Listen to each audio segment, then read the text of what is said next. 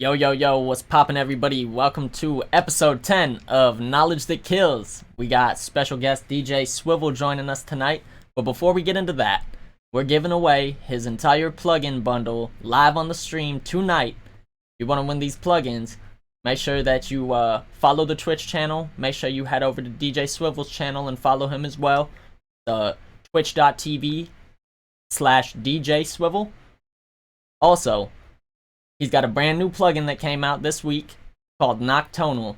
I'm going to queue up the video for y'all so y'all can get a sneak preview of what you can win tonight. Y'all ready? Let's get it.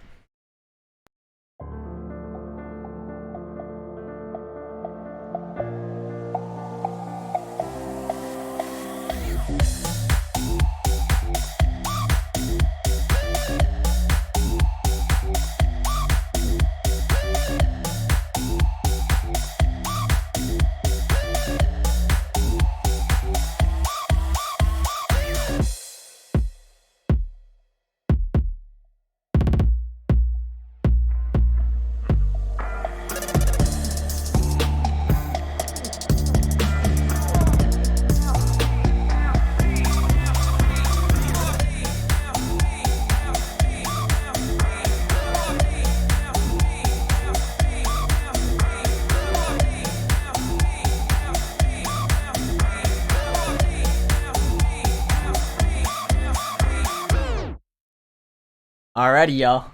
Tell me that's not dope as hell. That's a one-of-one type of plugin. You're able to turn your kicks into 808s. You're able to tune your drums based on even or odd order harmonics. Really something special.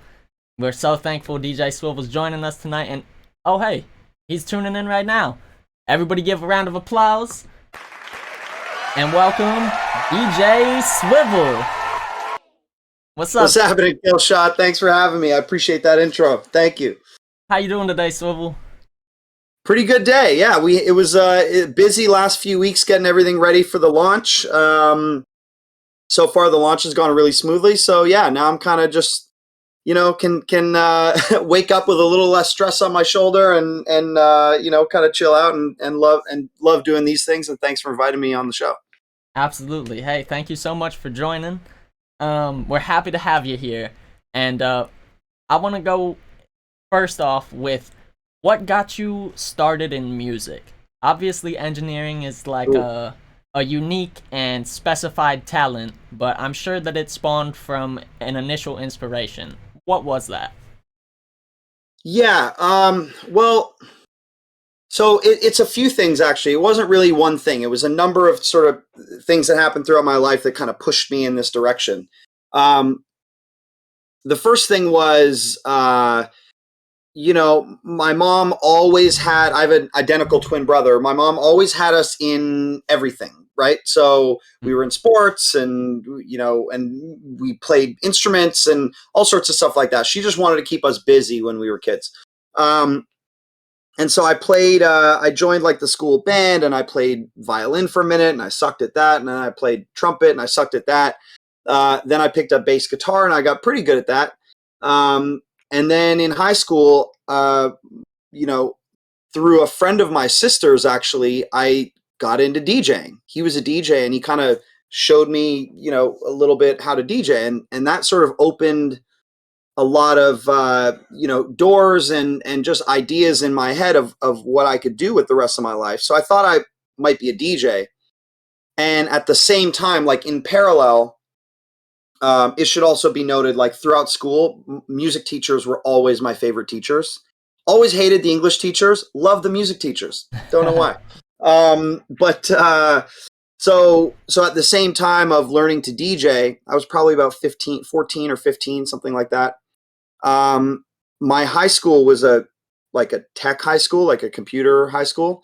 And so every classroom was sort of centered around computers. And so rather than having band or some sort of, performance music class, we had computers and music. And ultimately it was kind of teaching us production, how to use keyboards. And we were using Cubase or Cubasis, which is the early version of Cubase or a baby version of it, and just learning how to program beats. And then that opened all these doors, because at the time when I heard music, I thought, like my favorite songs, I thought, oh, you had to get a whole band in the studio and record the whole thing. I didn't realize that you could make a whole song on just a keyboard. So that kind of opened my eyes, and then I started doing that. And that paired with, a very supportive mother who said, just go do whatever you love. I don't care. Just be happy. That kind of pushed me in that direction. That was what made me happiest in high school. So, Wow. That is yeah. that is very amazing, and I'm curious. Can you walk us through a little bit? Like, you said you had computer classes oriented around like music production and programming beats. Like, what was that Yeah. like at that time versus the modern day? Oh, it was so different. So our classroom, I still remember it. I still remember the teacher, Mr. Gladwell. He was awesome. I loved him. And I actually won the music award when I graduated high school. So, maybe it was destined. I'm not sure. But how was it different? Well, this would have been like 2003 was my last year of high school, 2003. And so basically 2001 to 2003, I did music class all the way through high school. We basically had like 20 stations for every student. That was a Roland XP10 keyboard. We had a little Mackie kind of mixer. It didn't even have faders. It was just the mixer that had like little pan pots or knobs. A pair of headphones and an old Macintosh, right? Like Wow. actually, was it? I don't even know if it was remember those old iMacs that were the big like CRT screens, but it had like the purple color, the blue or whatever. I Yeah. don't even think it was those yet. I think it was an earlier version of the Macintosh. Wow. Um, and yeah, and then there was one recording studio that everybody got their own station, and then you'd have to kind of book or ask for the recording studio time, and it was shared amongst all the students. And the recording studio was literally a closet, a tiny like literally a closet. It was in a closet. There was one microphone with a SM57, no, an SM58, and instead of using Cubasis that all the other machines were on, it was using Cubase because that Cubase could record audio. And we were just making the beats in the main room, and then we would ask for the studio time. We'd record like little crappy raps and stuff, and I was trying to rap and do, just having fun. And now, of course, like technology's so much further along. Like at that time, that gear felt so expensive and out of reach. And now it's like you can build a whole studio for $500. Get a $100 mic, get a $100 pre. You probably already have a laptop. Download some software or something like that, and you're good to go. And you can make like the highest quality music. You don't need this crazy expensive studio. So I think that's really the biggest difference is the technology barriers that existed then no longer exist. Anybody can pick up, go get a keyboard or go get a DAW and just start making music in 2 seconds, right? And there's so many other resources to find sounds and samples, and there's free plugins and all sorts of stuff. So the technology has definitely been brought to a level that everybody can participate now. Wow. Yeah. That's amazing, and I think that goes to show like the rapid advancement of technology. Because I'm sure Yeah. at your time there wasn't exactly YouTube to type in how to do this on FL Studios. You know? I guess when did YouTube launch? I feel like YouTube, I'm trying to remember, would have been like 2005, 2006. So YouTube was Wow. maybe like a couple years after that. Yeah. So there was no tutorials. We were just figuring it out, basic music theory. I'm not even a deep music theory guy, but Mm. I understand the basics. And really, it was just pure experimentation. There was no reference point. The only reference point was listening to the songs that you heard on the radio or on a CD or whatever, and trying to mimic. That was the only reference point we had. Wow. And every single sound that we used at that time came out of the Roland XP10 keyboard. We weren't even sampling drums. The drums were in the keyboard. So whatever drums that keyboard had, and it was very cheap 80s sounding, think high school music, we weren't getting Moogs and cool stuff. It was a Roland XP, it was the cheapest keyboard you could buy. So the sounds were pretty cheap and the music as a result sounded pretty cheap. But it seemed so exciting and so fun, and that kind of just pushed me along my way. Wow. I'm curious, was there maybe like a resource such as like a magazine or like some way for you to find information about audio engineering Scratch outside? magazine. Scratch magazine. I don't know if that might be. I'm 36, so I don't know how old are you? I'm 25. You're 25, so like 11-year difference there. Scratch magazine was a magazine. It had a short run, very short lived, Hmm. um, and I'm trying to remember. I got every issue. I remember I bought every single issue of that magazine. It was by far my favorite magazine because it had producers on the cover. It was like Dr. Dre, and I think Swiss Beats had one. I know Just Blaze had one, and I think Hmm. Manny Fresh had one. I think Kanye had one. Wow. I think Timbaland had one. Like all the super producers, Pharrell had one, I believe. All the super producers that we kind of quote unquote super producers. That was sort of the nomenclature back then. Uh, they all ended up having a cover, and it showed gear, and it talked about their process, but it was really centered around production and creating music. Hmm. And that to me was really cool. And they did it in a cool way. It didn't feel like a nerdy magazine. Like it felt like a cool magazine. So that was the only place I was getting the information really. Wow. That's Yeah, amazing. Um, yeah. could you talk to us? Do like magazines or the internet or other engineers, like what is your current way of finding new resources for audio engineering? Um, well, at this point, so many of my peers are in the space that a lot of it's just like friends Hmm. and YouTube videos, and I'm on a group chat with like 100 high level producers and influencers and people like that, and they share what they're working on, what their focus is. So it's like learning through those sorts of mediums. It all kind of comes naturally. I'm not going back to school. Right. um and so yeah, but there's a lot of things that I miss now because of that. Hmm. A new plugin might come out that is sick. Like I only found out about Soothe like 2 years after it came out. I didn't even know about it for the first. And it took an engineer friend of mine telling me like, hey, have you ever tried that? I was like, no. It's like, you should check it out. It's pretty cool. So I went and tried it. I was like, yeah, it is pretty cool. So that's kind of how I discover everything, is through those mediums. Now I have to do a little more research when it comes to technology, since I'm kind of in the space now. Hmm. But yeah, it's usually always like peers and friends and other engineers or producers, things like that. That's amazing. And Yeah, I think that's a very, very helpful tool to a lot of us audio engineers, like especially on this app Clubhouse we hopefully. use. We're always like exchanging little sauce or talking about different plugins we're trying or all the new Yeah, techniques, you know? hopefully the sauce. The sauce, that's right. There you go. Um, so walk us through. You said you graduated high school in 2003? 2003. Yeah. Okay. So it is, correct me if I'm wrong, but your first major placement is in 2006 with Diddy? That wasn't a production placement. So and also not actually the first project I worked on. Basically, so I graduated. I'll give you the quick rundown. Graduated college or high school in 2003. I went to a college in London, Ontario. Not the cool London, the boring one. Just it's about 2 hours south west of Toronto. And there was a school there called Fanshawe, and they had one of the better music programs in Canada, but it was very, very small. They only let in, I think, 60, 50 students a year. Very small program.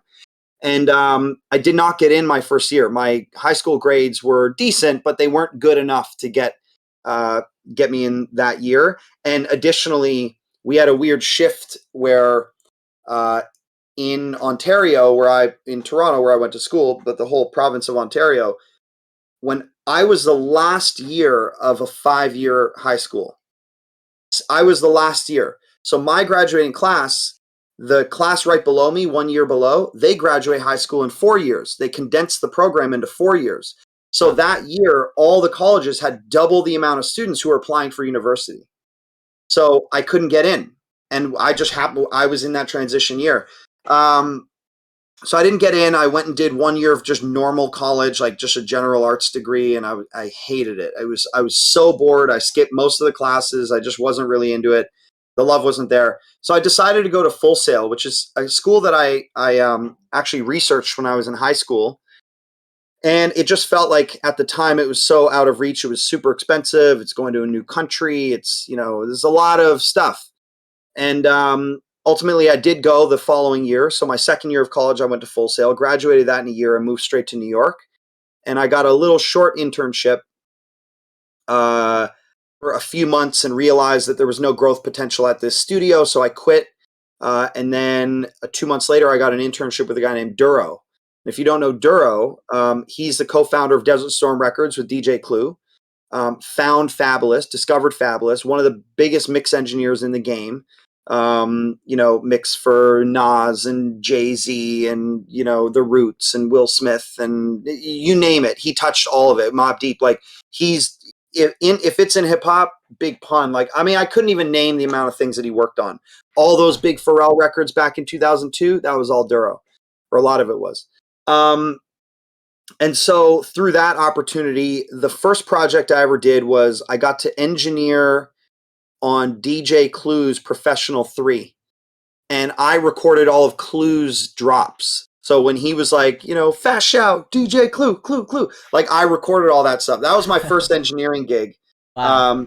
And in parallel at the same time, Duro was mixing Diddy Press Play. And so I was assisting on that. And so I was kind of helping Duro out, and like Diddy would come in and during those sessions, I actually introduced Diddy to MySpace. That was like a cool little story I told on my YouTube channel. He never knew what MySpace was, and I created his MySpace for him. Wow. And I told him I would do it. He was curious. I was on MySpace. He's like, hey, what's that? What do you want? I'm like, oh, you don't know about MySpace? Let me show you. And I showed him the whole thing, blah, blah, blah. He's like, oh, I need one of those. I was like, I'll make you one. He's like, please, can you? And I made him one. And I said, I'll make you one, but you got to put me in your top 8. And he just said, well, I don't know what that is, so go nuts. And so I put myself in the top 8. I don't even know if you know about MySpace, but top 8 was like, that was heavy real estate. That was important. You only got 8. So, and I was one of them. So, wow, but yeah, that's so not a production credit, but an assistant credit. I assisted. That is so crazy. That's amazing. So, okay, that's like your first like assistant kind of engineering job. Could you tell us maybe what your first major like tracking job is after that? Tracking, production or recording? Like recording, unless you played the role of production too. Yeah, the first recording gig was DJ Clue Professional 3. But then that was just me recording Clue's ad-libs. So it wasn't like I was going in and working on a project. The first engineering project that was like just me and the artist and focusing on that was Fabulous. And I recorded the entire From Nothing to Something album that had Make Me Better and a bunch of stuff like that. And I actually got my first mix credit on that album too, which is another interesting story. But yeah, that Fabulous From Nothing to Something. He was my first client. That was the first project I did. The following album as well, Loso's Way, as well as like 3 or 4 mixtapes. I did a ton of mixtape work with him too. Wow. Still a friend of mine. Still in touch. Still a good friend of mine. That is spectacular, and that's iconic. You're doing, huge things that you've paved the way all the way to the modern day for engineers like me to come learn from and do things with. So that's just amazing to me, man. I love that. And honestly, like hearing that's what I love to hear. And that makes me feel like what I've done throughout my career is maybe bigger than the sum of its parts. Maybe it is able to contribute to the space. And that's kind of the same thought process I have in getting into plugins is like, how can I continue to contribute to a space that I really love and care about? So I love hearing that. Amazing. Well, tell us more. We've only named a small percentage of your resume. Like, in the later 2000s, you're working with like Jay-Z, Britney Spears, Nelly, and Jamie Foxx. Like, can you walk us through kind of how that timeline evolves and how you're working like with all these big artists? Yeah, so the way it worked was, so I got this internship with Duro. And keep in mind, I'm Canadian, so I was on a visa, and I needed to build my resume in a way that would allow me to get an O1 visa, which is if you don't know the visa process, an O1 visa is difficult to get, and you have to prove that you are someone of extraordinary or exceptional ability in a space. Basically, you got to show that you're irreplaceable, that there isn't an American who could do your job. And so early on in my internship, it was an unpaid internship for Duro. I was working about 100 hours a week, and I loved it never felt like work to me. I wasn't getting paid. I was exhausted, and I loved every second of it. Early in that internship, I pulled Duro aside and I said, listen, if there's ever an opportunity for me to grow, I want you to feel confident that you can give that to me and that I will run with it and perform well. And I also want you to know that I'm never going to leave you stranded. So if I have to do both, I'll do both. But just, I got you if you got me, basically is what I said. And he's like, cool, good to know. So I started engineering for Fabulous, but at the same time, Duro needed an assistant, and he was still mixing a ton of stuff. So I took on 2 jobs. Duro was more, he had kids. He was more like a daytime into the early evening worker. So he would start at like 10, 11 a.m. and he might work until 8 p.m. So he'd do a full day. Maybe he shows up at noon to 8 or something like that. But either way, he would do a full day and I'd be there for that whole day. And that was unpaid. That was just an internship. But under a year from my internship, he gave me that opportunity to record Fabulous. So Fabulous would then come in because it was into the same studio. Fabulous would come in when Duro was ready to leave. So Duro leaves at 8. I would do a cleanup, make sure the studio's in good order. Fab would come at 9. And then I work with Fab from like 9 till 5 in the morning. And then I go home, I get 4 hours sleep, and I do it all over again. And I did that for like pretty much, like basically 2 years. It was nonstop. And so that allowed me to sort of like, because I always tell people, like people who want internships or up and coming students or engineers who are trying to figure it out, I always when they ask for advice, I just tell them, be valuable, find a way to contribute value. Your presence alone is not value. You have to make your presence value. And so for Duro, it's like, well, you have somebody who's working very hard, unpaid, costs you nothing, is reliable, is consistent. That's value for Duro. And in return, he gave me an opportunity under a year after I graduated Full Sail to engineer for a major label artist. So that's value. So there's a value exchange there. And so I say all that to say, all of those other artists you mentioned were many of them just came through working with Duro or working with Fab. So Jamie Foxx is an example. Fab did a verse on, I think it was it Blame. No, I can't. Now I'm forgetting the name of the song, but Fab had a verse on that album, right? So I did that. Then I met a bunch. Britney Spears. Duro was mixing a couple songs that Pharrell did. Pharrell came in and he wanted to add some vocals and add some things. Duro's not a recording engineer. I was the guy in the room. So Duro's like, all right, you're going to record this. So me and Pharrell got to work and I got credits through that. And what did we work on? We worked on Nicole Scherzinger. We worked on Britney Spears. We worked on, this is with Pharrell. And Jay-Z, that whole American Gangster album, also with Pharrell. Blue Magic was a part of that one. And Duro mixed 7 songs on that album. So I worked on I Know and Blue Magic with Pharrell. And then I also worked on, can't remember all the titles now, but the one that Toomp did, the grime music, basically the Hitman, Puffy's crew, Sean C and LV, they did a ton of the album. And so we did No Hook and a few other ones. So anyways, a lot of that came out of that studio working with Duro or via working with Fabulous. And then some of the other things is just like, you meet people. And Whitney Houston, I met a producer named Eric Hudson, and Eric Hudson produced a song for Whitney Houston and I engineered those sessions. So a lot of it was just word of mouth at that point and just building relationships in New York. That's amazing. And you know, um, we have this phrase that the engineer is the producer's best friend, and I think that goes to like kind of show that you find the right team, you can really make a lot of leaps and bounds into a lot of other places very quickly. And Yep. all that to be Yep. said, like I see that you not only have a lot of recording credits, you also do mixing, you also do songwriting, you also do production. So could you talk Yep. about what the transitioning point from just being a tracking engineer to like the mix engineer was? Absolutely. And it's a great question because I get that question a lot too. Um, I've always been a very business focused individual. I've always had, big ideas. I've always been a big idea guy. And I'm also a planner. I like to plan things.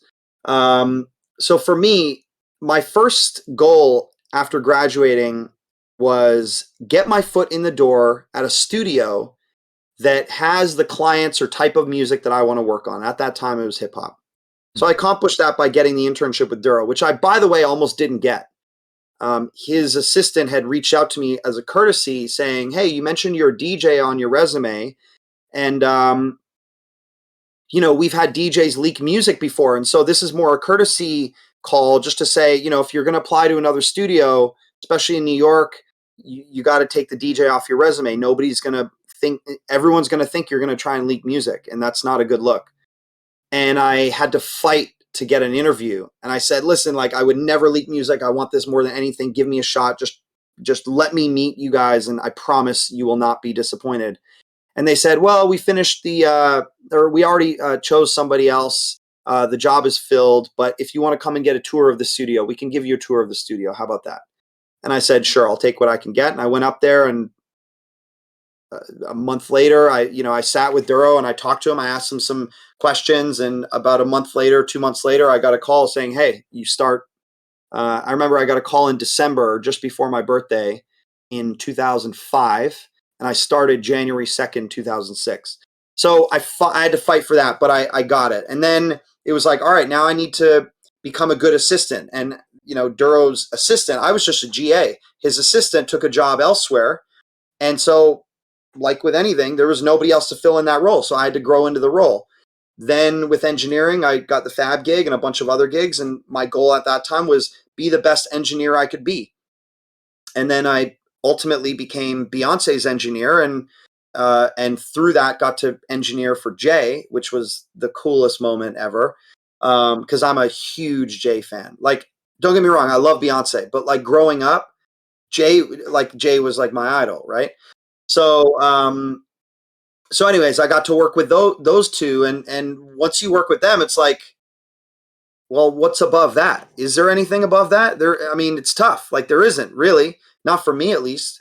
So then I decided, all right, I need to focus on something else. What's the next goal?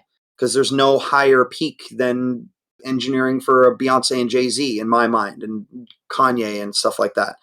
So then I focus on mixing, and then I had a lot of success with Chainsmokers, and obviously I mixed with Beyonce and Fabulous and all these other things, Dua Lipa, Lil Nas X, and so then I started working on other things and focusing more on songwriting and production, and then I did the BTS stuff and some Chainsmoker stuff, and so it was all like a gradual progression, right? It was about opening up a new door, setting goals within that medium, that vehicle, whether it's recording or mixing or production or songwriting, setting goals, achieving those goals, and then opening up a new door.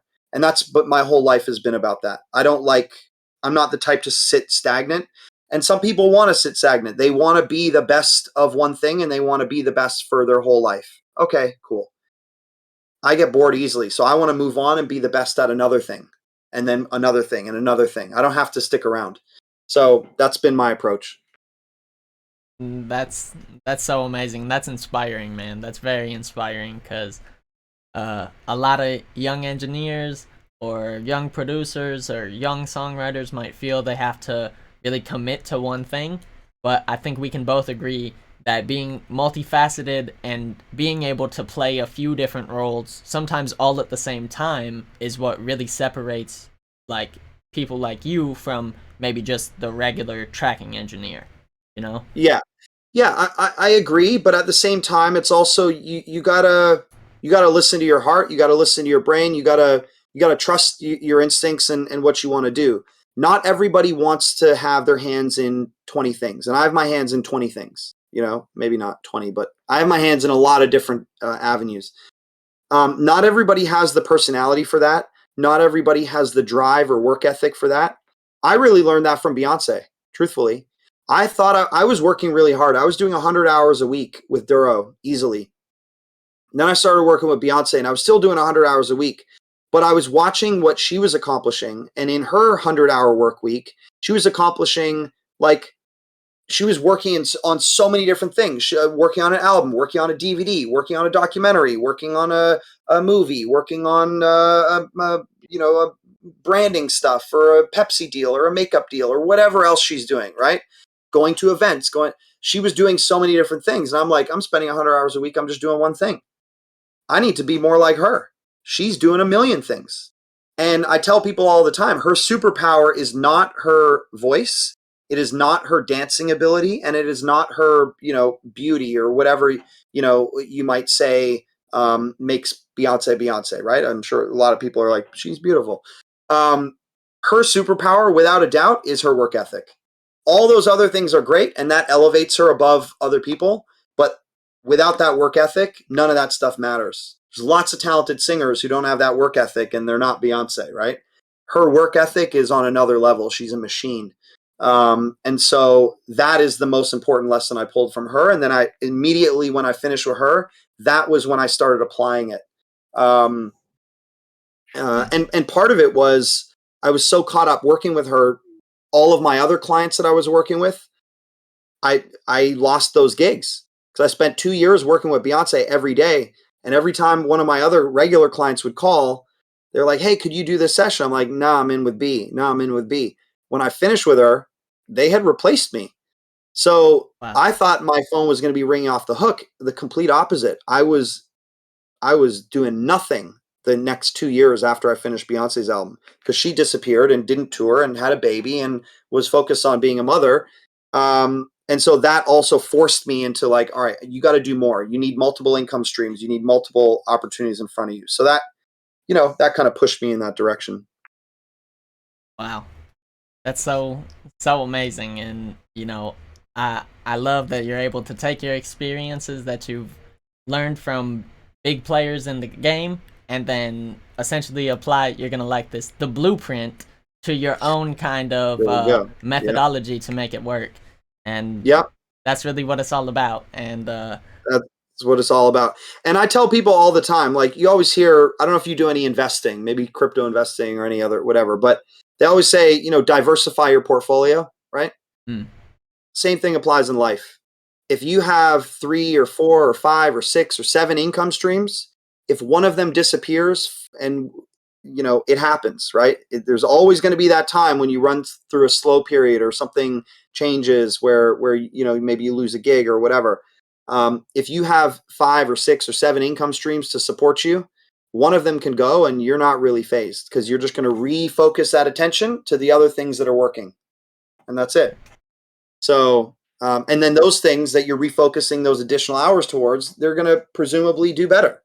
So, really important lesson that I notice a lot of people don't follow, but should.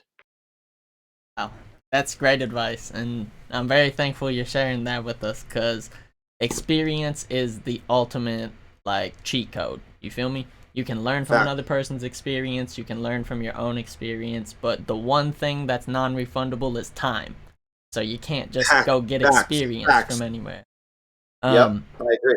I want to talk about a little bit. Was the Chainsmokers kind of the first part of your production like phase, or was there a group before that that got you into the production? Like, how did you Um, transition into that? well, first of all, I was always producing. Hmm. Chainsmokers were not my first production credit. Consequence gets that title. Oh, Consequence, I don't know if you know him, incredible rapper, worked with Q-Tip and Tribe Called Quest. He was it Beats, Rhymes, and Life, I think. oh, He also came up with Kanye and was co-writing a lot of Kanye stuff early, and still, I believe, I'm not sure. And in 2006, I was still learning how to engineer. This is even before the Fabulous engineering gig. And I would just give him, Duro would let me use a studio when he left. If nothing was going on and it was empty, he would just let me use the studio. So I would just invite artists for free sessions. No, you don't have to pay for studio time, nothing. Just come in and let's work. And Consequence was one of those artists who I met who took me up on that offer. And he came in and I produced a song for him years ago in 2006 called Cooped Up. And that was my first like major production credit. Duro mixed it for me as a favor, which was great. And then a couple years after that, I did Slow Down with Trey Songz on Fabulous's Soul Tape, which classic mixtape. It'll go down. It's one of those classic mixtapes that'll go down in history. So I had one production credit on that. And then, and then there were some other things along the way, but the Chainsmokers was like that was the big one, Yeah. I seen that you're like a songwriter, an engineer, a vocal producer, and a mix engineer on the song Closer. Could you maybe talk to us about what that process was like and how you maybe applied some techniques to it? Yeah, sure. So I'm actually not a songwriter on Closer, but I am a songwriter on another song called Young. But Closer, Don't Let Me Down. Like Closer is a good example because I performed a lot of roles on it. But it's more indicative of the larger role I played with the Chainsmokers. So let me kind of go back to the beginning of that story. I was still in New York at the time, and this was in that lull period after working with Beyonce, where I was like doing some stuff, but I wasn't that busy. Like, I still had stuff going on, but I had to kind of rebuild after the Beyonce thing. And I got a email from Imran Majid, who's now the president of Colombia. And no, I'm sorry, it wasn't Imran Majid. Imran Majid referenced me. He was a friend, and he referenced me to Adam Alpert, who was the Chainsmokers manager. Adam reached out to me on my website, said, "Hey, I got this group, the Chainsmokers. They need some help in the studio. Would you like to meet them? You come highly recommended." And I said, absolutely, love to meet him. So I was up working at Jungle City. I invited them up to Jungle City Studios. They came to visit. We just hung out, and they played me some music, and we just talked and vibed, and we're similar ages and come from similar places, and we just clicked. And I was going like a week later or the fall in a few days. I was going to LA for the Grammys, and I think I was nominated for the Beyonce self-titled album and for album of the year. And I said, give me all the songs you want me to listen to, and I'm just going to take notes. It's not about mixing. It's not about money. It's not about anything. Just send me the demos where they're at, and let me just send you all my notes and see if you agree with them and if those are going to help you. Because the whole goal here was they needed support in the studio. So I did just that. I flew to LA on the plane. I listened to the songs over and over again and just wrote down every single note that I thought might improve the records. Just my opinion, creative. Some of it's mixed stuff, some of it's production stuff, whatever. They got the notes, and they let me mix one song on the EP they were working on called Good Intentions. It was the Roses EP. And so I mixed that song, delivered that, and then never heard from them for a bit. And at the same time, I moved a few months later to Los Angeles. Then after I moved to LA, they hit me up again. They said, "Hey, we have another song we want you to mix." And that was Don't Let Me Down. So I mixed that. And this is all kind of working remotely. Then they moved to LA. And then the next song they played me was Closer. That was the third song I ever did with them.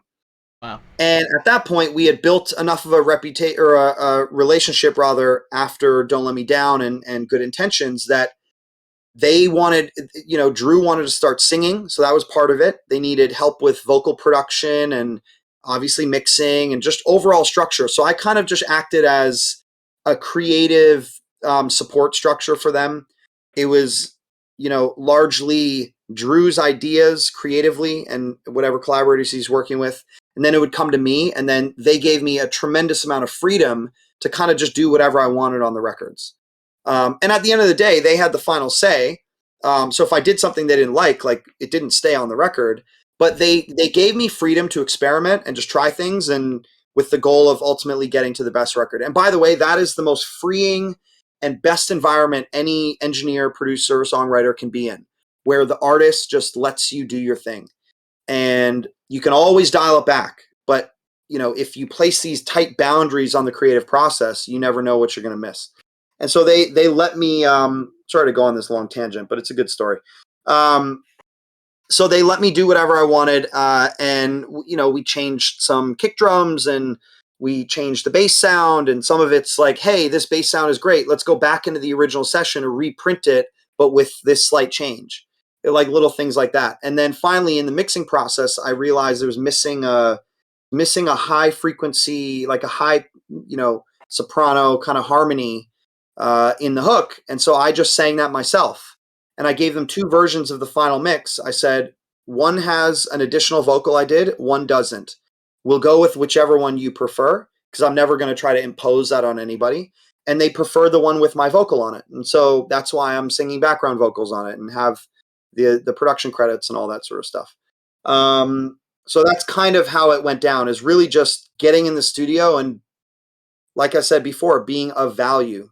Wherever I can contribute, I will try to contribute. And if you want that contribution, great. And if you don't, then no sweat. It's no big deal. And that was kind of how it worked. And then kind of all the music that we did when we got into the album, same thing, was just like, they gave me a lot of creative freedom to just like play and tweak things and change things. And it was what it was. That's so spectacular, man. And I love hearing the story behind how great records. You just named like 3 of the biggest hit records of at least like the last 5 years.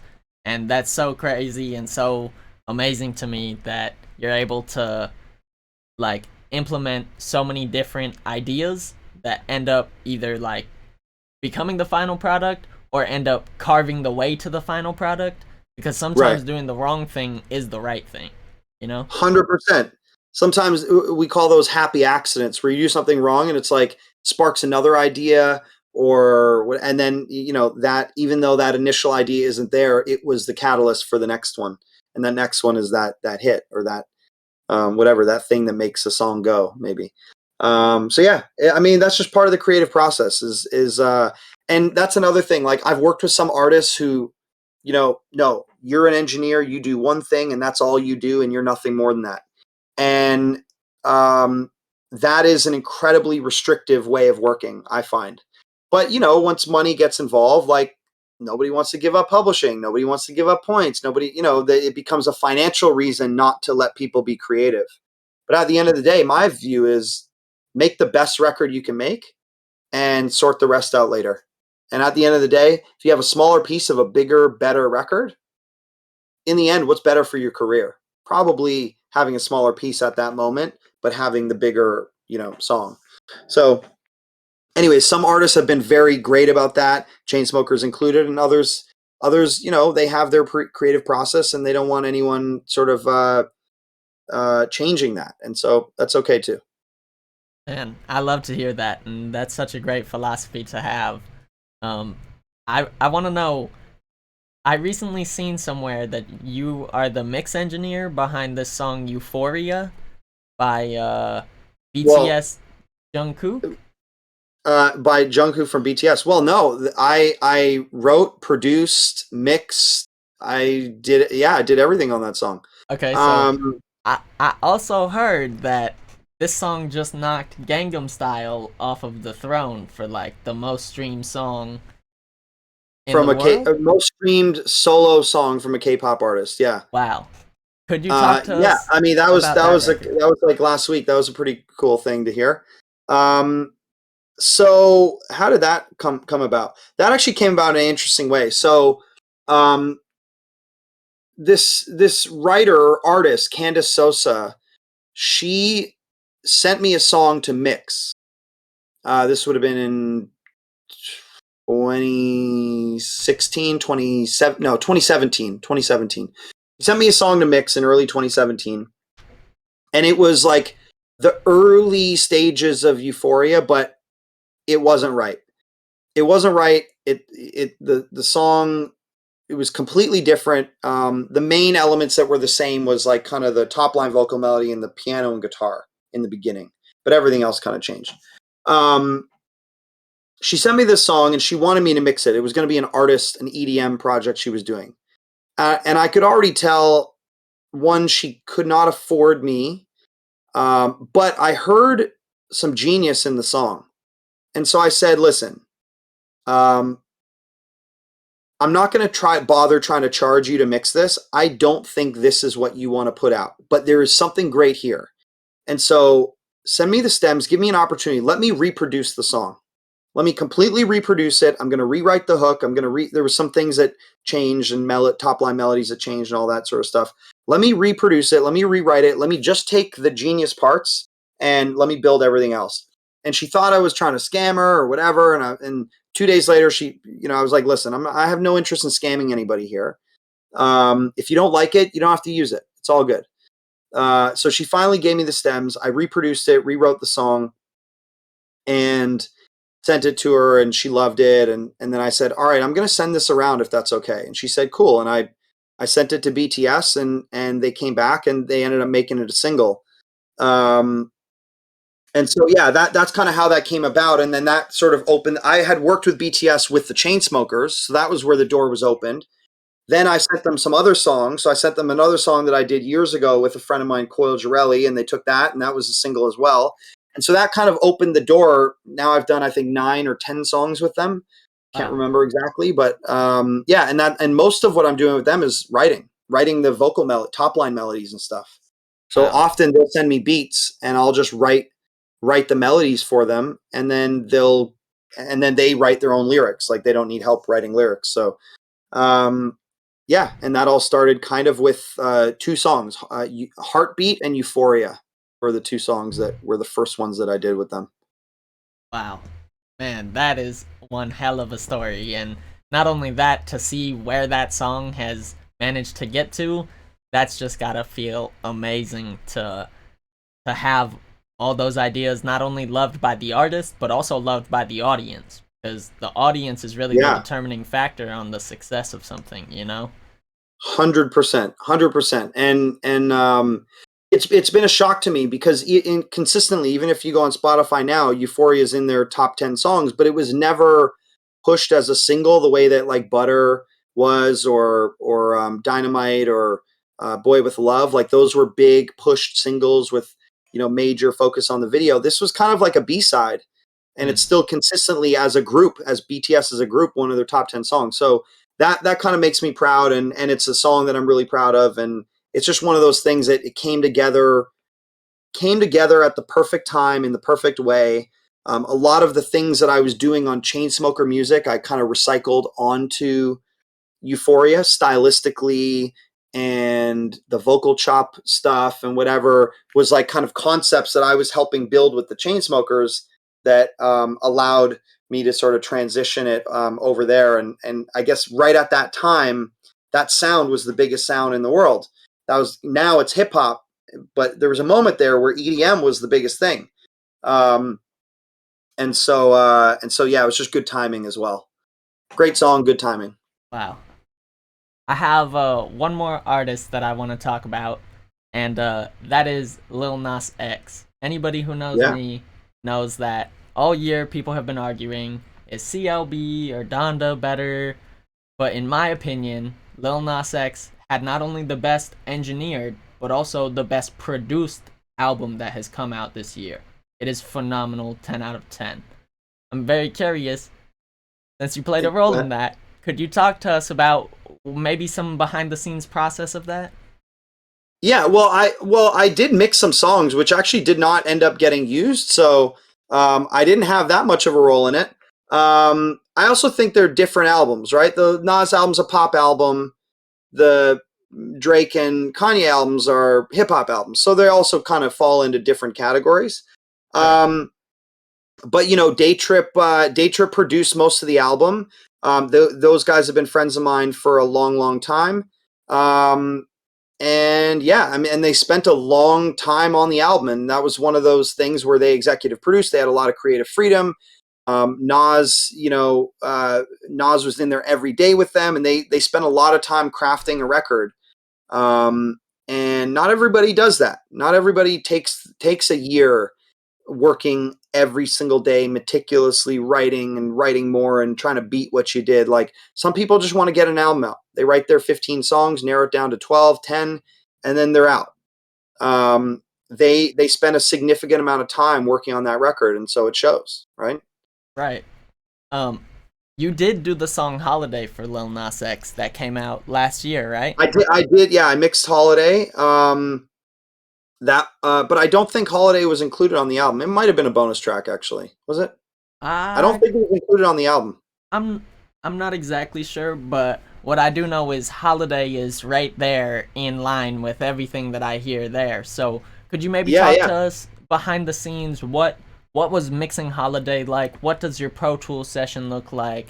Is it like one lead vocal and one ad lib, or is it like 30 background stacks? No, those sessions are enormous. They're easily over 100 tracks. A lot of cooks in the kitchen. A lot of opinions. It was mixing that was a process. Mixing that was a process. You know, I'll sort of reference. You know, I mixed two songs on the Lil Nas X EP. I mixed Panini and Rodeo, as well as the remixes or the Rodeo remix. Um, and that was kind of before Lil Nas X fully blew up. I mean, obviously, Old Town Road was out; it was an enormous song. But as an artist, he had a song that blew up. But as an artist, he wasn't at that A level quite yet. He had a A level song, but as an artist, he was still new. Um, and so that was actually a more freeing experience because we were just working. There wasn't as many opinions and everyone it was like, do your thing. And really approving that mix was just me and Day Trip, and, Nas gave the thumbs up and we're good to go. Then once we got to Holiday and the album, all of a sudden now there's 100 people who have an opinion. And that I found to be honest, like creatively stifling, if I'm being honest with you. But it's like there's big money involved, so I get it. It's part of the game. I mean, this is the music business. It's not the music hobby, right? That's right. And so the process between working on those early mixes and then working on Holiday and the subsequent mixes was like incredibly more challenging, more time consuming, more versions, more drafts, more changes, more alterations. It was a pretty intensive kind of workflow. But obviously it paid off, and the album turned out great. And I mean, sometimes it requires that. Sometimes you have to just turn over every single stone, and that's how it goes. Most definitely. Man, we're getting close to the side of the show where we're gonna do some plug-in giveaways. I'm getting Let's ready. do it. Let's But do it. before we hop into that, why don't we talk about plugins you use when you mix? Is there maybe a go-to compressor you have, a go-to EQ, and a favorite reverb plugin? Sure. Okay, go-to compressor. The one I use most often would be H Comp by Waves. I like that little punch knob it has, and so I use that for drum shaping a lot. Um, EQ would be Pro Q3 Fab Filter. It's very usable, straightforward, works well, good UI. I like it. And reverb, I'd say the Valhalla stuff, specifically Vintage Verb, but I use the Plate, I use the Room. I use all of them really, but I'd say Valhalla Vintage Verb probably gets the most play. Hmm, Those would be my three. Yeah. amazing. Yeah. I'm not sure how much tracking kind of still Of course, exists I love in. my own stuff too, but those are the three, like, workhorse sort of ones. I'm not sure how much tracking still exists in like your current day workflow, but if you were in the studio, what does a DJ Swivel go-to vocal chain look like? Sure. Well, it's interesting, for I guess a lot of your viewers are engineers and stuff. You can go see what it looks like right now, because on my website I offer my mix templates for free. Just create an account, and once you log into your account, there's just a download link for your templates. You can get them for Pro Tools and Logic and Ableton, and I think FL, might be Cubase too now. We did them for most of the major DAWs. And what is in it? So it's got my sends and returns and things like that, but it also has my vocal mixing stuff. Nothing for the beat, because every beat is different. So it's basically just a demo track, and then all my vocal stacks, how I pan them out, how I mix them.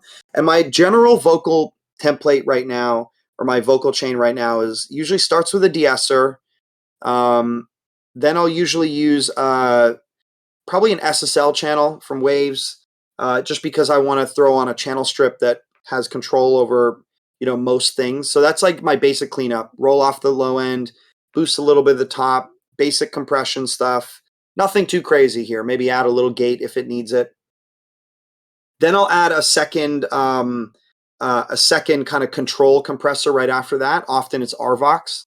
And that's really just not as much compression as the SSL channel. The SSL channel is kind of just getting everything in order, and then that RVox is just clipping any other things that are poking out. It's just a secondary layer. And then it switches up after that. That's like kind of pretty much the same on every vocal. And then often I'll give you a couple scenarios. One scenario is I'll throw like an SPL vitalizer on it, usually for hook buses or things like that, because it has like a little stereo spread and also some like high-end saturation stuff, and it does some interesting low-end stuff. So it's more like an exciter. I treat it like an exciter. But sometimes I've been muting that now, and I'll use like Fresh Air by Stephen Slate. Love that as a top-end exciter. And then often, sometimes I'll throw Soothe on there if the vocal needs it. Sometimes I'll have another EQ if the vocal needs it, usually a Pro Q3. And sometimes I'll have one or two de-essers at the end, but I'm not using them as a de-esser. Sometimes I am, in the sense that I de-ess the major stuff, then we're adding some brightness, then we might have to correct, just have some subtle kissing of the top end. But other times I'm using de-essers to tame, especially with female vocalists, that like 2 to 4K range, that upper mid kind of harsh 2 to 4K. A lot of female vocalists have this thing in their voice that is just annoying, and it's hard to hear, and you might not even realize it if it's not correctly addressed, but it creates ear fatigue. And so what I'll do is address that with just a de-esser, and I'll just move it down to like maybe a C1 sidechain, and I'll like move it down to 2K instead of 8K or 7K or 6K or wherever the de-esser would be. I'll move it down to 2K or 2.5K, and it'll just catch all of those words where the frequency goes up and that harshness comes out. It'll just address all that. So it's really just addressing little things there. That's kind of my main vocal chain most of the time. That's some sauce. Although the next plugin I'm going to work on will be a channel strip, with the goal of just a one-stop shop that does it in a really effective, unique way. So, and I have some pretty cool ideas there that we're still exploring, early stages of development, but the next plugin will likely be a channel strip, and it will be the goal. The goal of it will be to replace everything else I'm doing. Amazing. That is spectacular. Yeah. And again, DJ Swivel innovating some tools for all engineers to get a streamlined, nice, easy process, straight to the point, sound great, quick, because I think the biggest thing I see is that quick decisions also take you far. If you spend all this time sweeping an EQ in front of the artist, they're going to be like, bro, what the fuck are you doing right now? You feel me? Yeah, and it's not always creative. There are moments when you need to be surgical and you got to take your time and really try to find that thing. But for the most part, mixing is a creative process. And if you're in the studio with the artist and you're kind of doing rough mixes and stuff, it's a creative process. And the goal, you don't want the artist to ever feel the technology. You want that technology to be invisible, and you just want them to feel pure creativity. And so being able to move quickly, being able to, if you can do everything on one plugin and you know how it works and the muscle memory's there, like you can mix a song like very, very fast. If you have to search for the thing you're looking for every time, and like, it's just not a very creative process. So that's always been my goal, is how do I introduce concepts or tools within the plugins that will prevent problems and save engineers time. I'll give you a really good example of this. In one of my plugins called Spread, it's a multi-band stereo imager. There's a side roll-off feature. And the purpose of that, it only goes up to 200 hertz. And in many cases, you might not even hear it. But if you're using stereo imager, it's very easy to create low frequency stereo information. And that stuff usually can often create phase issues and problems in your mix. And so if you have that low frequency roll off, it's more just a corrective thing, like do your stereo imaging, get what you need done, and then throw that up there and audition it and make sure, is there any stereo information in that low frequency that is going to create phase issues? Oh yeah, it's there. Boom. We're just rolling off the sides, nothing in the center. And so, that's an important and useful tool that helps kind of speed up the process of mixing records. And it's just like one of those things, a no-brainer thing you don't even think about. You just do it and it solves problems and prevents problems. So that's what we try to do in all the plugins, our version of it. Amazing. I got one last question for you, and then we're going to move on to this plugin giveaway. Okay. Do you have a go-to microphone, a go-to preamp, and when you're recording, do you track with compression or without compression? So it totally varies. I can tell you what I have in my studio and what I might use if I were in a major studio. So in my studio, I use a Slate ML1 mic, which I love. I think bang for your buck, it's the best mic in the game. It comes with the software modeling, the mic modeling stuff, which is surprisingly accurate. And it's under $1,000. It's like, I think you can get the mic now for like $700, $600, something like that. I think I've even seen it for 500 before. I don't know for sure. I don't work for Slate. He's a friend of mine, but I don't, I get nothing for this. But it's genuinely the truth. It's a great sounding mic at an affordable price. And it really is, it can hang there with the best of them. And so I use that, and then it goes into a Neve Shelford channel. So just a full channel strip, which has EQ, has compression, obviously pre and a DI and all that sort of stuff, instrument input. So I use that as my channel strip. If I were in like a major studio and I had access to all the gear in the world, the mic varies depending on who the artist is. If it's a rapper, usually I would go Sony C800 because that's kind of the sound that most rappers have. If it's a singer, 9 times out of 10, I'm going to use a Telefunken Elam 251. I think that is the smoothest vocal mic ever made for a female vocalist. Elam 251 is unbeatable. And preamp, I would probably go Neve 1073 into a TubeTech CL1B. Would be my vocal chain. No need to EQ. You can always EQ after you're in, but if you are gonna do some EQing, maybe you use instead of a 1073, maybe use a 1081. The 1081 is the 1073 pre with a built-in EQ, I believe, right?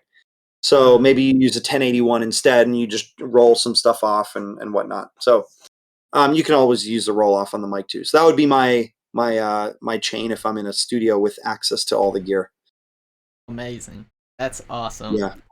So grateful you're sharing this sauce and amazing information with us, and I think it's about time we share the actual sauce with the audience, right? Let's do it. Awesome. Yeah.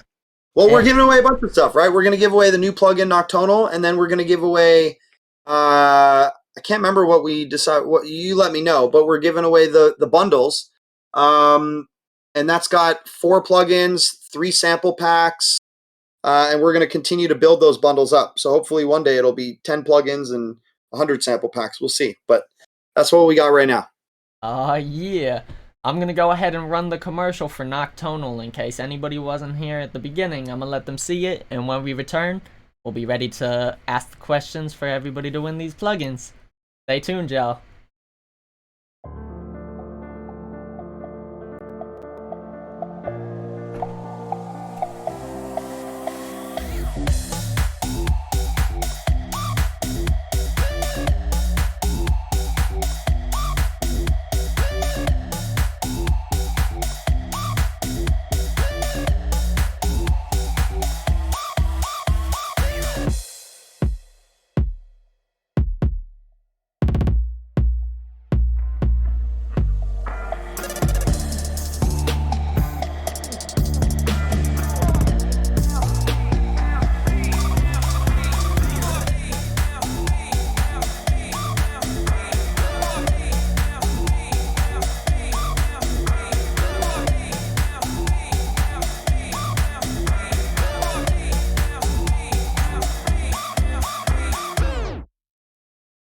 And we're back.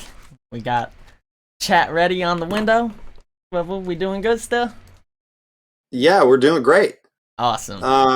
I couldn't hear the audio on the commercial. I don't know if chat could or not, but the audio kind of shares what the plugin's doing as well. I do believe they got it, but okay, great. So my first question. This is how this is gonna work for the audience. I have 4 questions about your life. They've been here. They're gonna know the answer. The first person to comment what the proper answer to the question is gonna win the plugins.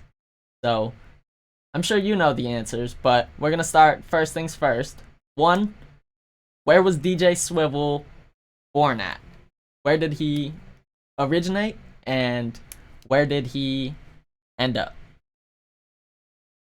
I'm checking chat. Let's see who's got it. We got the little clock ticking sound effects. Oh, Flagstone Gaming said Ontario. Well, hold on. Do we go more narrow? Because Ontario's a big place. Do we got to go city? I feel like we got to go city. I think so. You said the city, right? I did. Yeah. All right, so we're gonna keep going. Got the clock ticking. Oh, Canada's even bigger. More narrow, guys. Somebody's gonna get it real quick here. There you go. Joe Pear got it. Toronto. Joe Pear. Alrighty. So Joe, go ahead, shoot me a message on Instagram real quick, and I'll be sure to show you how to get that. For our next question, we have, who was DJ Swivel's first mentor or opportunity in the studio realm? Ooh, let's see if they caught that. We talked about it for a bit, actually. Ah, there you go. Duro. Everyone got it. Duro, yep. Amazing. Okay, was that DJ Perfect. Okay, so go ahead and message me on Instagram if you got that one right, and we will get that working. My next question is, what record was the first assistant/major placement for DJ Swivel? Ooh. Because there was 2 we talked about. Do they get the right one? What the first one was? I did mention what the first one was.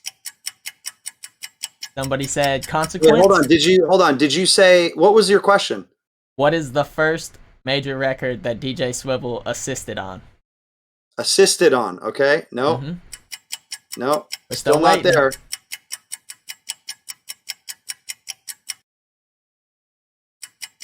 We had Consequence, we had Fabulous, worked with both of them, but not the first one. There we go. DJ Clue. That's the answer. There we go. Yeah. So Jaywood, go ahead and shoot me a message on Instagram. We'll get you taken care of, buddy. And my last question is, what is the title of the BTS record that knocked Gangnam Style off of the most streamed K-pop record? K-pop solo record. K-pop solo record. Let's be politically correct.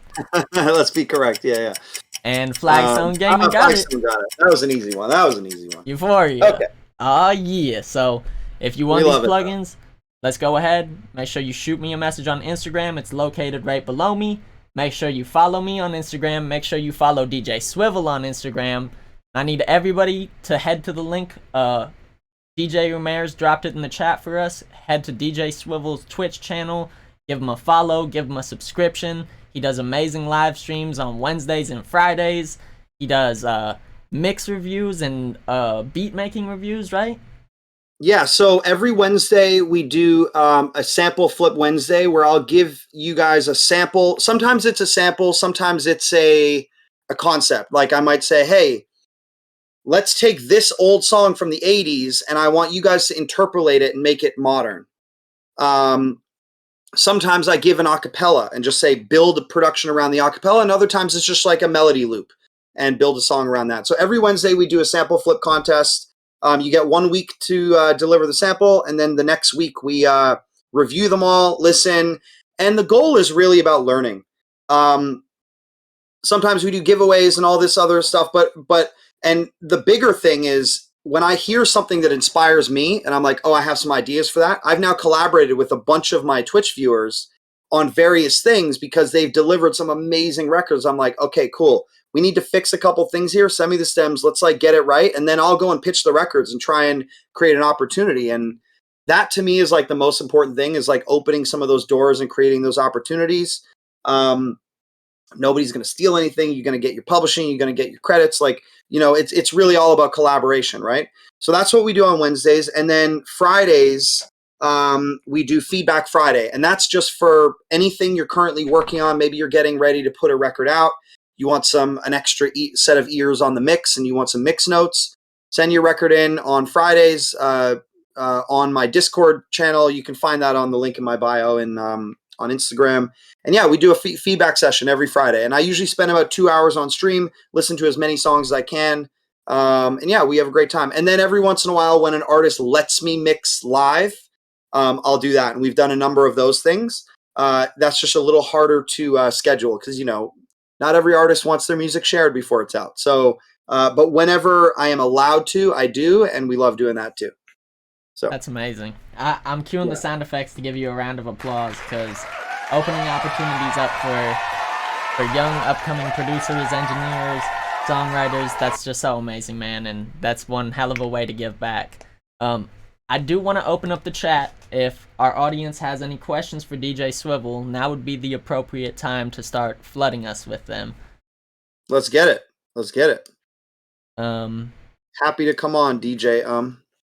So he says,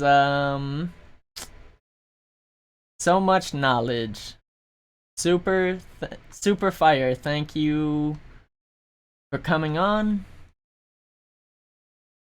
We'll see what everybody got to say. I am curious, Swivel. Could you maybe walk us through while we wait for questions? What is a day in the life like DJ Swivel looking like? How do you start? Is it? Oh man, over the years it's changed a lot. Now because I do so many different things, every day is different. When I'm in plugin mode, my development team is in Europe, so it's usually me up till 2 a.m. dealing with them, and then waking up early and dealing with them, because when I'm asleep that's during their workday. Obviously if there's any projects I'm mixing or producing, that'll get injected somewhere in the middle of the day. Of course, the Twitch stuff. But usually my day is like wake up. To be honest, it's probably a terribly unhealthy way of living at this point, because I wake up and the first thing I do is grab my phone, and there's usually like 30 emails I need to address, and nobody else addresses them for me. So the first thing I do when I wake up is grab my phone and just start hammering through all the emails. And my goal is to at least get through all or at least most of them. Some of them require a little more attention and time, but at least try to get through as many of them as I can with the quick responses. Then I'll sit down with Jason on my team and we talk about what's going on for the day. If I'm mixing something, then I'll go in and just start working. Usually grab a bite to eat somewhere in the middle there. Honestly, it varies every single day. And I kind of like it that way because I get bored easily. I'm not really much for routines. So I just kind of work 24/7, 7 days a week, and just try to get as much done as possible. Sometimes building sample packs, sometimes mixing a record, sometimes working on the plugin. Sometimes it's dealing with like administrative stuff, like financial things or taxes or legal, or dealing with my lawyer. It's like a variable number of things there. And then oftentimes I have meetings or events or other things I need to go to. So that's kind of where my life is at right now. Just like try to do as many things as I can without like, passing out from exhaustion. Amazing. We got some questions coming in. The first one comes from Jay Wood. He says, do you have any tips on using your plugins? Yeah. Well, okay. So let me explain what all the plugins are real quick. The Sauce was the first plugin we did, and that came from a workflow that I kind of developed with the Chainsmokers, or while I was working on the Chainsmokers, of like how to create these vocal chops. And I used to create these vocal chops on their songs. You hear it on all the songs, really, or many of them.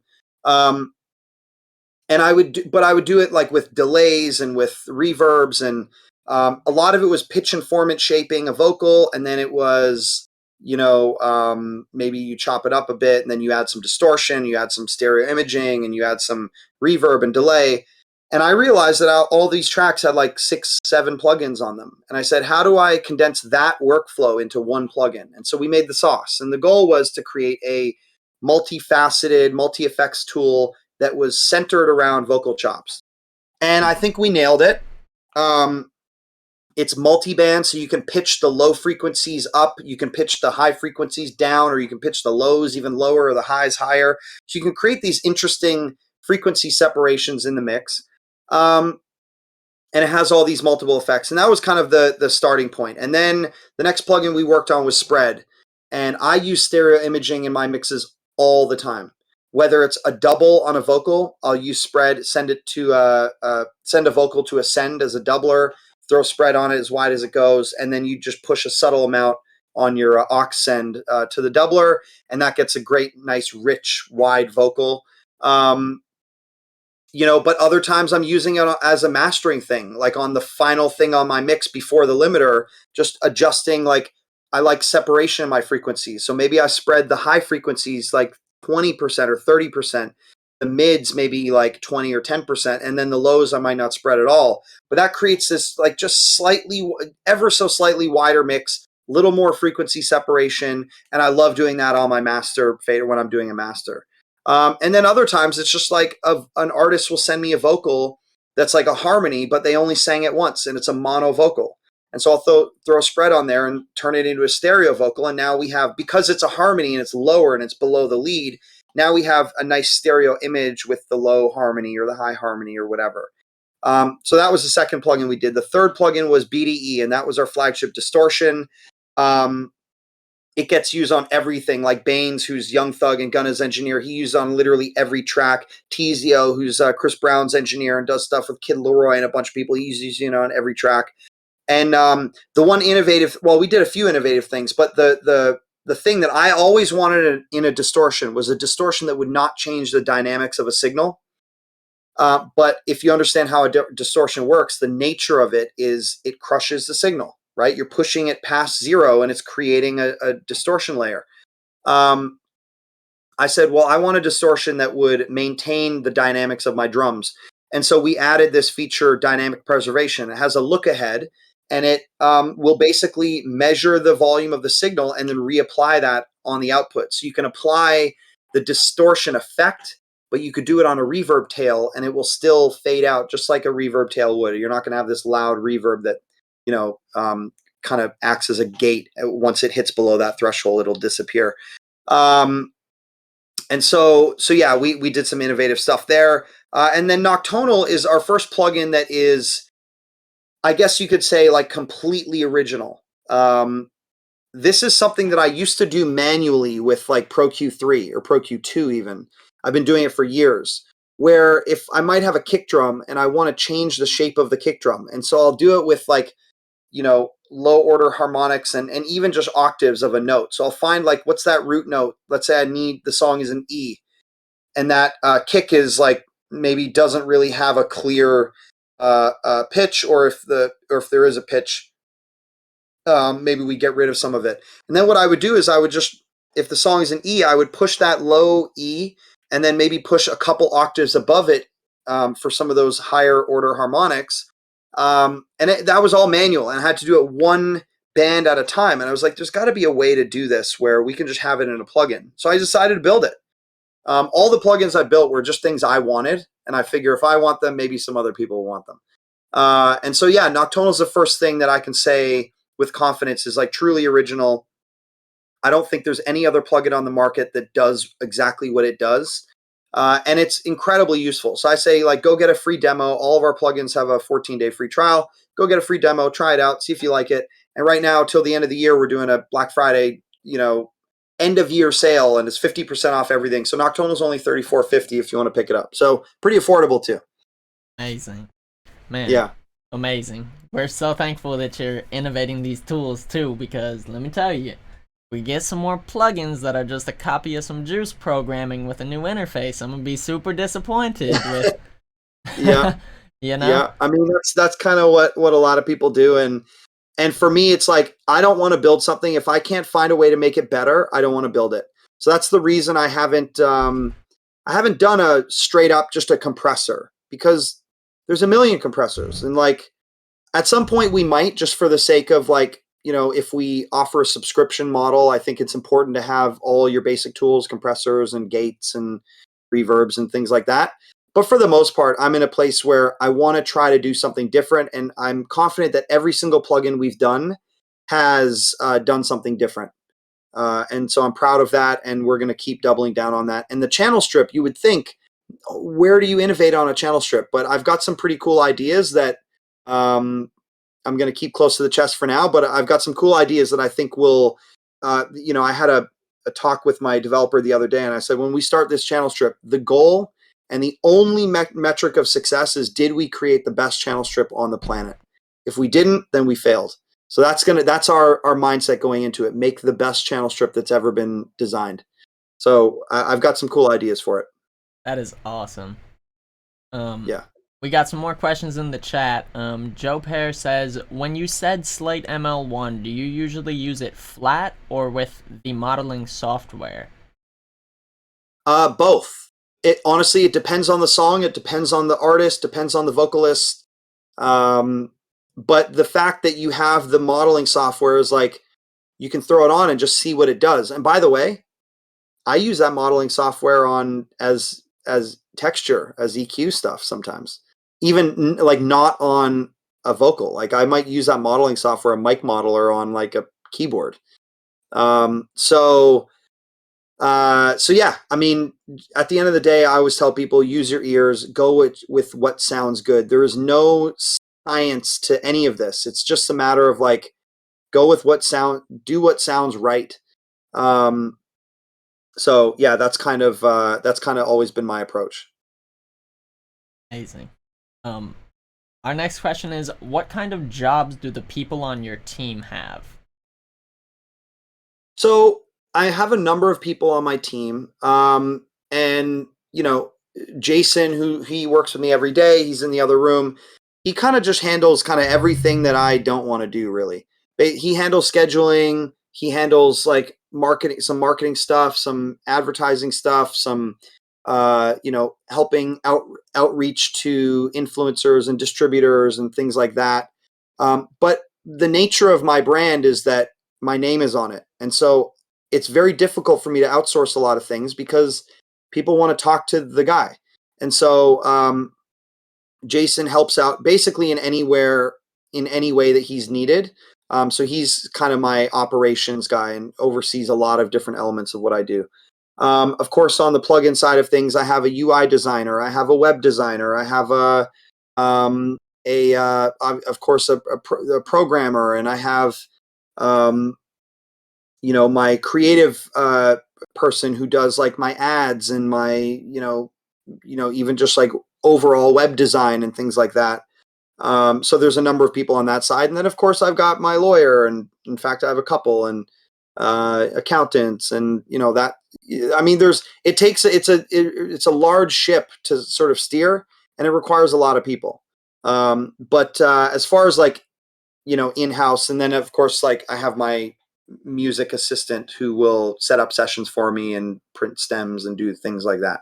So, although that's even been kind of thrown a monkey wrench with COVID, because he had to move back to the UK. So now we kind of work remotely, and a lot of times I'm doing a lot of it myself. I mean, I work really hard, long hours, long days. Haven't ever really stopped to take a breath, and maybe I will this upcoming year. But for the most part, I'm always working, and I like it that way. Amazing, man.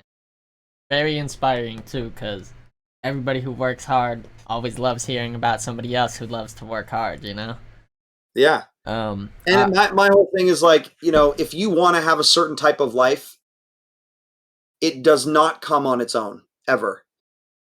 Winning the lottery is the exception to the rule, and it happens to almost no one. But like, don't ever bank on that. Don't bank on crypto. Don't bank on any of these things. Bank on yourself. Bet on yourself. Bet on your ability to work harder than everyone else, your ability to outthink everyone else, your ability to push and push and push more than anyone else is willing to. that persistence wins every time. And I take work ethic and persistence over talent 10 out of 10 times, you know? Wow. I'm cueing the because that was a gem. Yeah. Our next question says, have you ever facilitated a collaboration from your contacts? I'm assuming they mean, have you like gone out of your way to piece together people that you want to work together? Yeah, of course. I'm sure. I'm probably more times than I can remember because it's just such a common thing. Yeah, like if I'm working on a song and I hear I'm not figuring out the hook, like I'm gonna go and call one of the songwriters I know who I feel would fit on that song and be like, hey, can you help me with a hook? Or, when I was working on Chainsmokers, we needed um, some acoustic guitar. So I, went and had somebody play some acoustic guitar, and we needed a string section. I went and had one of my guys from Berkeley, John Perkins, like support with the string section, and so yeah, I'm always trying to incorporate like the people who I know and the talent that's around me into the projects that I'm working on. But at the end of the day, it's got to be a good fit. It's not for no reason. I'm bringing people in who who fit a role. And by the way, it's the same with my friends. They're going to bring me in when I can fit a role that is needed. So, that's what it's all about. Absolutely, man. Our next question says, I'm curious about your favorite Slate virtual mic pre/mic models with the ML1 for hip hop, and is that the same with pop? Again, every vocalist is different. So what you put on a Pop Smoke is going to be way different than what you put on Snoop Dogg, right? Their Right. textures and their voices are completely different. So it's actually an impossible thing to answer.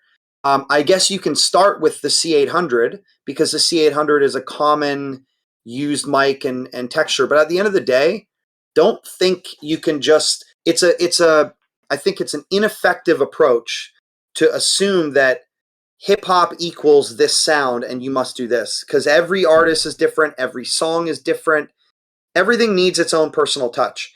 And so I say use what sounds good. You can start with the C800 and see if it gets you there, but sometimes that makes an artist's voice too harsh.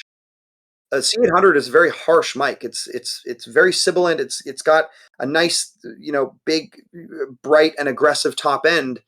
That is not what you want on every voice. It might be what you want on Pop Smoke because he's got a very deep, full voice, and you want to kind of round it out up top and give it a little shine.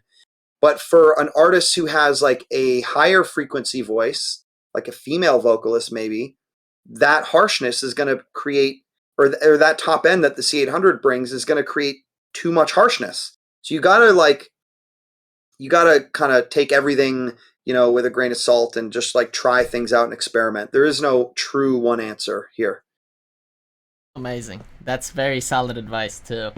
That really is the only answer. Yeah. And I know it's an annoying answer too, right? Because like a lot of people are looking for clear answers, but the truth is, this isn't math.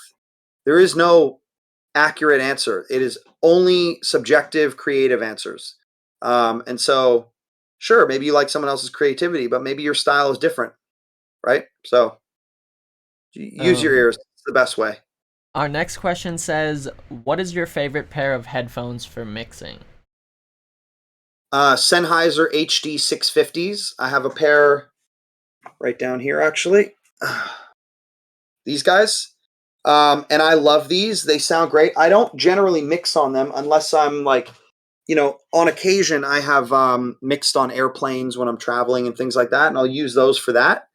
But I have Genelec speakers. I have a nice room with 3 different pairs of speakers here: bigs, mids, smalls, and that's always going to be a better mixing environment for me. But I do like the Sennheisers if I must, and also not to keep pumping the Slate stuff up, but he makes great stuff. The Slate VSX, his new headphone thing where it's got headphone modeling, it models the room. So you can put yourself in a car, you can put yourself in a studio, a mastering studio, a nightclub. and it will sound like the sound is not coming from headphones. It sounds like it's coming from in front of you, and he's using binaural processing to do it. But that's also a very helpful way to mix. If you don't have monitors, it kind of makes you feel like you have monitors, and it's actually quite good. So I like those two. I got to give them a shout out for those. Amazing. I haven't gotten to use them yet, but I've heard a lot of very good things about them. Yeah, no, they're very cool. It's a very cool product. DC Maybon says, "Yep, use it every day. VSX is the business." There you go. He knows what's up. We have another question for you. It says, "Where do you see the future of music going over the next 5 years?" Ooh, interesting question. Great question, actually. Well, okay. So I am completely and utterly bored of hip hop right now. And I know that sounds crazy. I'm not saying there isn't good hip hop. There is. There always is going to be some great stuff that sneaks through. But the sound of hip hop has not changed in many years. And it's absolutely boring to me now. If I hear another boring trap beat, I'm just sick of it. And everyone's chasing the same thing, and we're not evolving. And I feel like when the era I came up on 90s and 2000s hip hop, that was my era. Every beat sounded different, right? Pharrell had his own style. Nobody could copy that, right? Kanye had his own style. Just Blaze had his own style. There might have been some overlap there, but I always felt like Just Blaze had the harder soul beats and Kanye had the more musical soul beats, right? Swiss Beats always had that party style. Timbo always had that knock. Dre always had that like West Coast bounce, and also like the drums were so heavy. Every big producer, Manny Fresh had his own style. Like you go, Jay Dilla had his own style. None of them tried to copy one another. Now we just have producers who are all just biting one another, and now all hip hop is kind of this kind of, I don't know. It's just all sounds the same. And so my hope is that in the future, there's producers will feel more freedom to just do something different. And like the drums don't all have to be the same 808 and the same kick and the same clap or the same snare. But right now it is. There's basically like a spins 808, the murder beats 808. There's like a spins kick, I think, the 808 clap and the 808 snare and the 808 clap. It's all the same on every song. I'm sick of it. So that's what my hope is. And maybe it requires pop music coming back or EDM music coming back, or even maybe rock music comes back. Machine Gun Kelly had a great album. Was that this year or last year? But either way, fantastic album, completely outside of his comfort zone. And he crushed it, and probably his best album to date, doing like punk rock. So maybe that's going to come back. So I don't know what it's going to be. All I know is that the state of hip hop right now, I think with time is going to die, and it's going to evolve into something else. Hip hop's going to have to change, and other genres might influence that. So we'll see. I'm not sure. I don't have the answer. I'm not a mind reader, but I know that the same trap style we got to move on from that. Amazing. Yeah. Someone asks, what is your favorite pair of sneakers? Ooh, okay. I'm not like a huge sneaker head, but I do have like probably 20 pairs of sneakers. But I'm not a collector. I'm not spending $1,000 on sneakers. I think that's silly, and I'm not really interested in it. And there's way better ways to make money than flipping sneakers in my mind. But I have I have the Tinker 3s from the Jordan 3s, which I love. They're Tinker Hatfield's original design, and I felt like, if I'm going to get a pair of 3s, like let me get those, because those are the ones that have the check, right? The main 3s don't have the check. So those Tinker 3s are fire, and I think it's the original designer's original design. Like what's more authentic than that? I have the Jordan 1 bread toes. I love Jordan 1s. Like Jordan 1s are my favorite sneaker as a silhouette. I got a pair of Yeezys. I'll be honest, I don't really like the Yeezys. I bought a pair because everyone got a pair, but like they're not that comfortable to me. They hurt my feet. So yeah, I have them, and they're like, a taupe, like a kind of light brown, beige color or whatever, with the gum sole. They're cool. They look cool, but they're not very comfortable. My other so Jordan 1s and also Adidas NMDs. I think NMDs are the most comfortable sneaker on the market for me, at least. Amazing. I love NMDs. They are so Yeah, comfy. they're so comfy. You can put them on easily, and there's a million different colorways. Like, and you can also get them. Right? I hate the whole like, I would love to have a pair of off-white Jordan 1s, but like, it's impossible. It's I never win on that stupid sneaker app. So, I'm cool. Let me just get the NMDs. They look cool and they're comfy.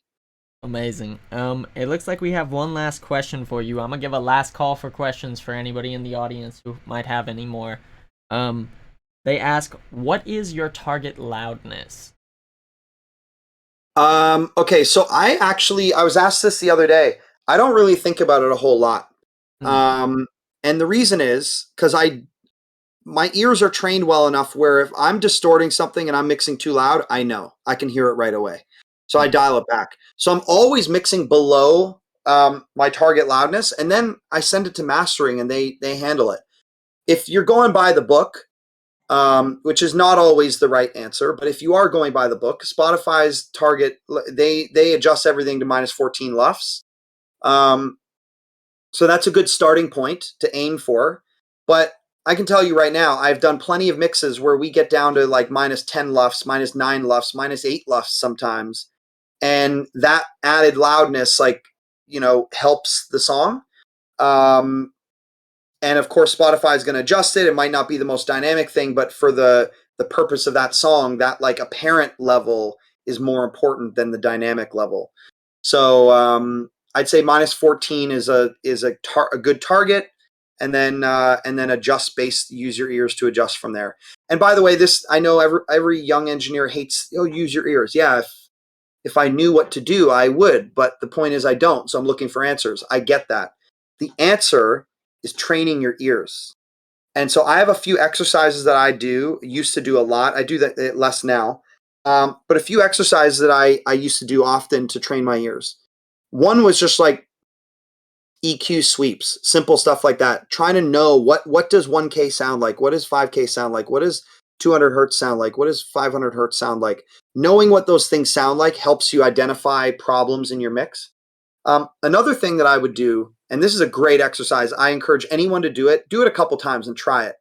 Um, Take your favorite song or whatever you're listening to at the moment and write down as many things. Get a notepad out and write down as many unique characteristics of that song that you can name. So, at a high level, what are all the instruments in the song? What's the tempo? What's the key? Is it bright? Is it dark? What's the drum rhythm like? What's the hi-hat rhythm like? Name what's every instrument: kick, snare, hi-hat, rim, that sound effect at that moment, that sound effect at that moment. Then get into more detail. All right, vocals. All right, I have a lead vocal. It's supported by a left and right stereo pair. Okay, cool, I got that. Then in the hook, there's a background stack, and there sounds like one or two harmonies. How are they panned? How much reverb is on it? Do you hear now we're getting into the weeds, right? How much reverb is on it? What type of delay is on it? Is it quarter note, eighth note? Is it a quarter in the left and eighth in the right? Is it ping ponging? Is the delay pitched? What's the pre-delay? Now we're getting really into the weeds, right? And so when you first try this exercise, if you're young and just getting used to it, you're probably going to get stuck after you name the tempo and maybe the key and maybe the instruments in it. And even then, you might not hear every instrument. But as you go through this exercise time and time again, you'll realize that the first sheet of paper you did on the first song might only have 20 notes. And then now I could sit and listen to a song and I could write down 200 or 300 notes. Nice. And the act and you can see how better your ear is getting by how long the notes are on that sheet of paper when you do another song. Because when you go from 20 notes to 100 or 200 notes, now in doing so, you've trained your ear to be able to hear the nuances of a mix. And that is one of those things like riding a bike. You just got to like keep listening, trying until one day it'll click and you're going to start to hear that separation of everything. And now you're going to feel like Neo in the Matrix. Like all of a sudden, oh, it all makes sense now. And you're going to start to hear all those elements. It's a really great exercise to do. And it's kind of a fun thing to do. And you'll get to a point at some point. You'll get to a point where you'll be able to hear when two pads are layered together, and you'll be able to say that's not one pad, that's two pads, because you're going to hear in one section maybe one of the pads does something different. You're like, oh, that's actually two different pads that were just layered in the chorus here, but in the verse you only hear the one. So you know what I'm saying? You'll start to really, without having the stems, you'll be able to hear kind of what's all in a song. And that is going to make you better as a mixer, as a producer. It's going to make you better in every way. So, Wow, that was a gem. Everybody in the audience, including myself, needs to go do that because that is a gem. Real. it's fun too, actually, because you're listening to a song that you like. I'm not telling you to go listen to a shit song. You're going to listen to a song that you're already rocking with. And so then it's fun. You get to listen to it over and over again and just start writing things down, writing them down, categorizing them. So it's a fun exercise. Amazing. We have one last question for you, and then I'm gonna let you go. Our final question is, what is your favorite studio to work in? But I'm gonna add another extension outside of your personal studio. Is there maybe one studio that you love? Fair. Yeah, my personal studio would be it. I have three. So the first studio I ever worked in with Duro was in the Film Center in New York on 9th Avenue, and it was called House of Mirrors. It was Duro's private studio. And it was built by Fran Manzella, who unfortunately passed away. It was either earlier this year or end of last year. Now, I think it was earlier this year he passed away, which was super unfortunate. Great guy, hung out with him a lot. We looked at doing a number of studio projects, and in my view, sonically, the best studio designer in the world. His rooms were so consistently good. He did the Palms studio at the Palms Casino, and then my second studio was a studio in KMA Studios in Times Square, and he also built that. And so I transitioned from Duro Studio to Sony Studios for about 6 months. Then we moved to this other small studio, Romeo, and then I met this guy Mike Kissel, and he introduced me, who also has passed away, unfortunately. And he showed me the studio that he built, and he was just a wealthy guy in New York who loved music and wanted to have a studio. And I met him, and we hit it off, and I introduced Duro to the studio, and we spent 3 years there every day with that room locked out. And I loved how that room sounded. It was so clean. It was perfect. The low end was full. It was punchy, but it wasn't harsh. So I love that one too. Unfortunately, those two studios are gone. So if I had to pick one now, I'd probably say Jungle City. So I did a lot of work at Jungle City, and they have great sounding rooms too. Not my favorite speakers. I'm not a big fan of Augsburgers, but because they use a tweeter that's like a horn, and it's just very piercing. I prefer ribbon tweeters. But I haven't been there in a while. But Jungle City, it's a beautiful studio, by the way. John Stork designed it, and I think John Stork designs the most beautiful looking studios. So yeah, those would be my favorites. I can't. It's hard to answer one, I guess. That's awesome. That's so Yeah, amazing.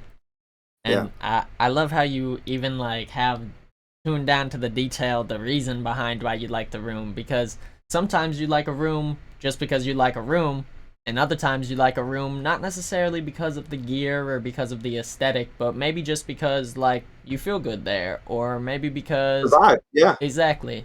And that's a key There's always a factor. great vibe at Jungle City, and it's not my favorite sounding room, but it's pretty good.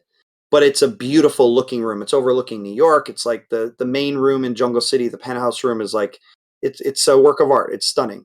Um, and yeah, so very cool space. But yeah, you know what? I think my favorite studio of all time is KMA Studios. If I have to keep it real, and unfortunately, it's not there. It's turned into condos. It was in the Brill Building, which is a famous building in New York.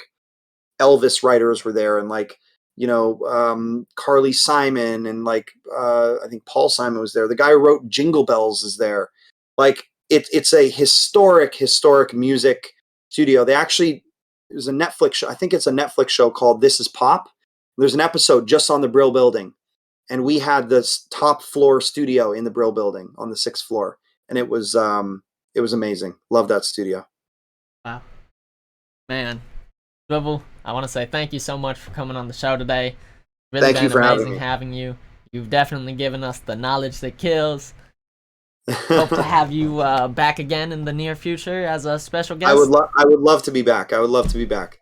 Absolutely. I'm cueing the sound effects. We're giving you a round of applause. Thank you so much. You gave us all these amazing gems, and I just want to say keep doing all the amazing things you're doing, because you're continuing to innovate and pave the way for young and veteran engineers to really get to the next level of audio engineering. You feel me? Thank you. I appreciate that. And that's at this stage of my life, now it's about really giving back and trying to elevate the community. So I'm happy to do that, and I'm glad that hopefully it's resonating with some people. So thank you for having me. Absolutely. I'm gonna talk to you later, all right, buddy? Later, bro. Appreciate you. Peace. Peace. Alrighty, y'all. Thank you very much for tuning in to episode 10 of Knowledge That Kills. Make sure you tune in next week. Just kidding. Next week we're taking a break because of Thanksgiving. My stream date falls. I just want to celebrate the holiday. I advise y'all go celebrate the holiday as well with your family and loved ones. Make sure you tune in December 2nd. The following week, we've got special guest, Mr. Baines. Baines is best known for his work with Young Thug, among Gunna and a lot of other big artists. He's also the lead engineer at the YSL label. So make sure you tune in next week. We got some more special giveaways coming. Want to give another special thank you to DJ Swivel for joining us. DJ Swivel, thank you so much, man. Such a awesome dude, super cool, so accomplished, and willing to share the knowledge that kills. I appreciate everybody who tuned in. Make sure you follow the Twitch. Make sure you head over to my Instagram. If you're fucking with the stream, make sure you subscribe. Make sure you share. Make sure you check up on YouTube, because there's some bonus content that gets added to these streams over on the platform. So, all that to be said, I hope everybody has a peaceful and blessed night, and I'll see y'all later. Peace!